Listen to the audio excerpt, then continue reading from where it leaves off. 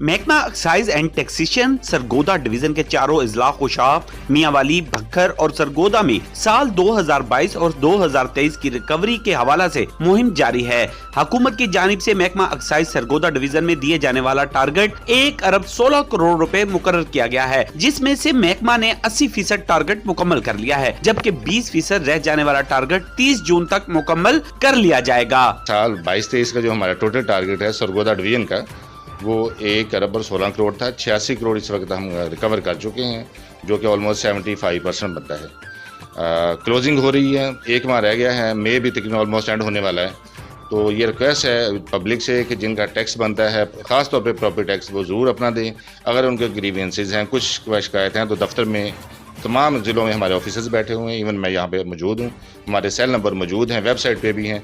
हमसे ज़रूर रब्ता कायम कीजिएगा ताकि टैक्स देने में आपके लिए भी आसानी हो। डायरेक्टर एक्साइज मोहम्मद मुश्ताक फरीदी ने मजीद बताया कि चारों इजला में गाड़ियों की रजिस्ट्रेशन और टोकन फीस के हवाले से रोजाना की बुनियाद पर रोड चेकिंग का सिलसिला भी तेज कर दिया गया है और इसमें भी रिकवरी बेहतरीन तरीका से जारी है, जबकि सियासतदानों से भी 25 लाख से ज्यादा की रिकवरी कर ली गई है, जो अरसा दराज से इल्तवा का शिकार थी।